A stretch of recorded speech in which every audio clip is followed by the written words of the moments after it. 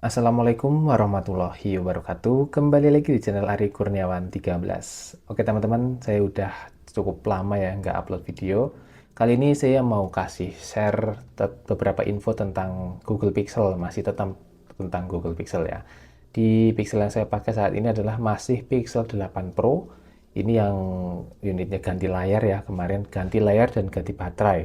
Penyebabnya ganti layar apa? Karena ganti baterai. Ya, baterainya hamil, layarnya keangkat, dan ternyata bagian kaca dan bagian LCD di dalamnya itu kepisah ya, dan nggak bisa saya lem kembali. Jadi ya mau nggak mau harus saya ganti ya. Ya sudah, tidak ada masalah waktu itu pemasangan, dan sampai hari ini penggunaannya kayaknya udah lebih dari 2 bulan ya. Soal ini dari lebaran kemarin ke bulan ini, ke hari ini tuh udah cukup lama. Dan penggunaan saya ini yang saya rasakan dan beberapa hal yang saya alami. Oke, yang pertama mulai muncul kendala, tapi ini kadang jadi, kadang enggak. Jadi untuk ketuk 2 kalinya itu nggak bisa ya. Sekarang nggak bisa. Jadi mau nggak mau saya harus pencet tombol ini, dan angkat untuk bangunnya juga nggak bisa. Jadi gestur yang ada di sini tuh udah kayaknya nggak mau aktif lagi ya. Jadi saya harus nyalain tombol power dan buka menggunakan fingerprintnya, itu baru bisa ya. Atau saya menggunakan always on display, nyala terus. Tapi setelah saya uji coba selama 2 hari, itu lumayan menguras baterai ya. Jadi kayaknya udahlah, mending pakai ini aja, nggak apa-apa. Toh masih aman-aman saja sejauh ini. Lalu yang kedua adalah ada satu permasalahan yang menurut saya itu cukup mengganggu ya. Nih saya coba deh. Tes tes tes, cek audio WA. Jadi ada kendala ketika saya putar voice note WhatsApp ya, ini layarnya akan mati. Nah, jadi itu seperti proximity-nya di sini ketutup gitu ya. Jadi kayak kalau saya ngangkatnya ditempel ke telinga, itu kan otomatis mati dan pindah ke sini nih, kalau pas telepon ya. Nah, tapi ini dia nggak mau muter ke loudspeaker, muternya ke earpiece di sini. Nah, nyalainnya harus pencet ini juga. Nah, itu beberapa kendala yang saya temukan ya setelah menggunakan layar non ori yang harga 1,1 jutaan lah. Nah, untuk lainnya apakah ada masalah atau enggak?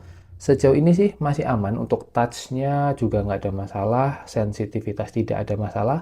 Bahkan ini saya udah cobain buat main game Mobile Legends, kok saya ngerasa lebih responsif ya pakai ini. Tapi ya kelemahan berikutnya ketika bermain Mobile Legends, karena 120 Hz-nya tuh dari awal nggak mau jalan ya.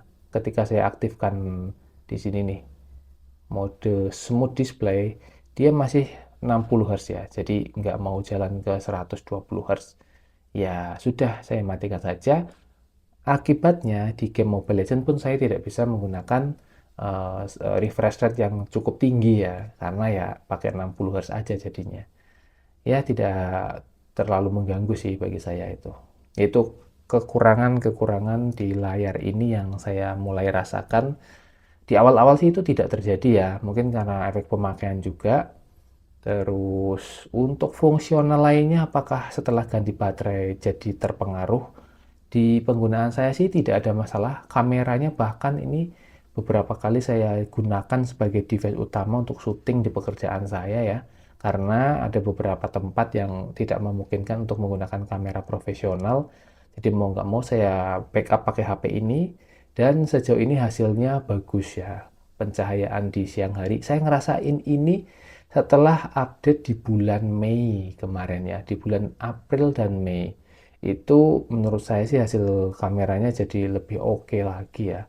Walaupun di sebelum-sebelumnya juga tidak ada masalah sih sebenarnya, tapi saya ngerasain kok setelah update bulan April dan Mei kemarin, hasil gambarnya terutama HDR-nya ya, itu jadi lebih bagus loh. Saya ngerasain sih seperti itu. Jadi bagian dynamic range itu kerasa lebih mantep aja sih. Ini contohnya kayak gini ya. Nah, ini kalau di yang sebelumnya tuh dia yang kurang bisa ngangkat bagian gelap sini nih. Ini walaupun tipis, saya paham sih kenapa dia nggak terlalu mau naikinnya terlalu terang ya, supaya jagain nggak noise. Nah, itu menurut saya ini handling yang cukup bagus. Kesan naturalnya tetap dapat, tapi juga nggak yang full gelap ya bagian sini. Kontrasnya masih tetap oke untuk menjaga kejernihan. Langitnya, ini teman-teman kalau lihat, bagian langitnya itu terjaga dengan sangat baik ya di sini.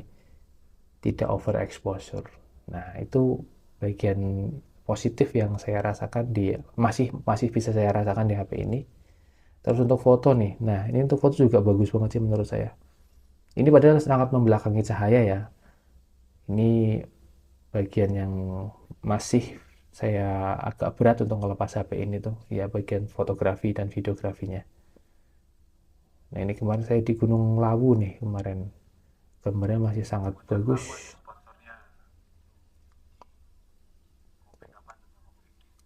Nah, lalu untuk baterai bagaimana? Nah untuk baterainya ini saya udah berapa ya? Cycle count-nya tuh saya ngecas sehari sekali kalau pas kerja. Ini udah 67 cycle ya di sini. Jadi udah 67 kali 100% saya ngecasnya. Dan kalau satu hari itu untuk kerja tuh masih sampai malam masih bisa. Sampai maghrib gitu masih bisa ya. Lepas charger jam 7 100% itu masih oke. Tapi kalau pas hari Minggu saya paling nggak ngecas 3 kali sih dalam sehari. Karena buat main game biasanya. Kalau nggak buat main game ya 2 kali udah sampai malam lagi sih, nggak nambah ngecas-ngecas lagi. Dan ini saya nemu satu tool ya teman-teman, entah teman-teman udah tahu, mungkin sebagian besar udah pada tahu ini nih, One Tap Cleaner. Ini untuk membersihkan cache, tapi bisa langsung semua aplikasi, nggak satu-satu, karena kan di HP Google Pixel ini benar-benar clean bawaannya, nggak ada aplikasi-aplikasi yang fitur-fitur bawaan aneh gitu ya, yang kayak membersihkan cache ataupun cleaner-cleaner kayak gitu nggak ada. Nah, saya pakai aplikasi ini, One Tap Cleaner ini, download di Play Store ada. Ini untuk membersihkan. Saya ngerasain setelah dibersihkan ini udah 2 kali ya, bukan kebetulan berarti. HP ini jadi adem banget. Dan ternyata memang kalau kita bersihkan semuanya, itu lebih dari 5 giga cache dari aplikasi-aplikasi yang ada di sini yang kita install. Ini ada banyak banget ya teman-teman di sini aplikasinya. Cache-nya nanti dia memang akan numpuk terus ya. Biasanya sih saya seminggu sekali bersihkan. Ini HP-nya jadi adem banget. Buat ngecas pun ya kalau efek HP-nya adem jadi lebih cepat. Lalu HP ini saya gunakan juga waktu ke Cina. Nah, jadi sempat saya bawa ke Cina. HP ini saya jadikan juga sebagai device backup ya untuk syuting profesional waktu itu. Ya untuk shoot-shoot tertentu yang memang kayak sudut ultra wide, karena saya lensa kamera utamanya profesionalnya itu nggak terlalu lebar ya, hanya di 16 mili. Saya butuh HP ini nih.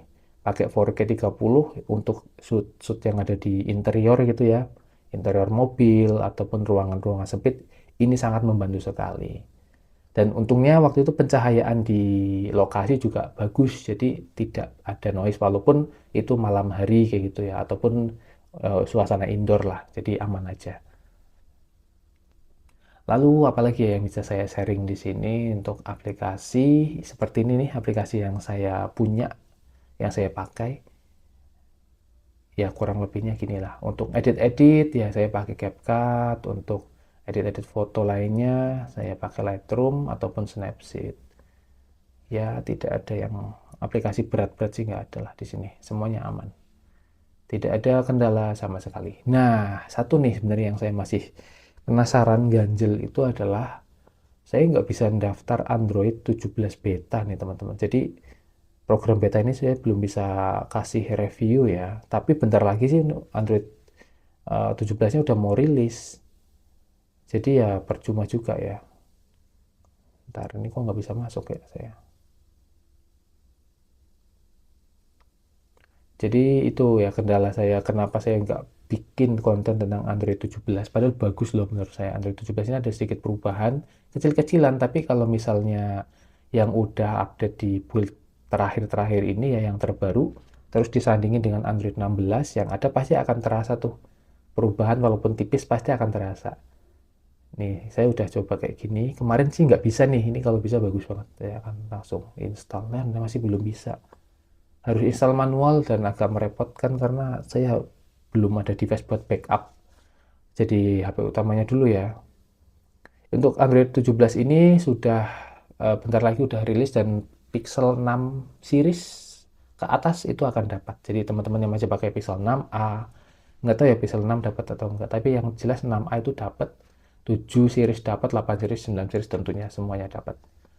Nggak tahu akan bertahap ataupun nanti akan langsung berbarengan, kita tunggu aja. Kayaknya sih bareng nanti sama rilisan Pixel 11 mungkin ya, bareng biasanya. Tapi ya kita tunggu aja. Apakah HP ini akan saya jual? Tentu akan saya jual ya, dan saya ini akan hargain murah karena saya menyadari ini layarnya udah nggak ori, dan tadi ada beberapa kendala yang saya sebutkan ya. Jadi mungkin saya jual di sekitar 5 jutaan lah, 5, sekian atau 5 jutaan. Kalau ada yang mau saya lepas ini. Untuk fungsi saya jamin masih sangat aman ya. Apalagi yang cuma butuh buat video. Oh ya, ini bea cukai ya teman-teman. Jadi kalaupun mau jadiin device utama, sinyalnya nggak bakalan keblokir. Semua IMEI-nya cocok, SIM tray, sistem di websitenya juga semuanya cocok, tembus, aman Sulaiman. Kelengkapannya ya ada nih, nggak saya pakai ya, kabel dan OTG-nya tuh ada, lengkap tuh. Itu yang mau beli, monggo DM saya di Instagram. Kalau Semarangan bisa cek dulu unitnya sepuasnya. Harganya segitu ya, 5 jutaan. Karena kemarin saya lihat postingan Pixel 8a yang layarnya udah ganti. Itu masih 4,7 loh, 8a, nggak ada lensa telenya. Ini teman-teman dapat bea cukai, lensa tele, cuma ganti layar, dan baterainya baru lagi, awet ini. Ya saya lagi jualan ini ceritanya ya. Ya buat yang mau aja lah. Untuk harian masih oke banget nih HP, nggak ada kendala. Ya kendalanya tadi yang saya sebutkan. Terima kasih sudah menonton, itu update di channel saya. Semoga video ini memberikan informasi dan insight terbaru buat teman-teman. Terima kasih sudah menonton. Wassalamualaikum warahmatullahi wabarakatuh.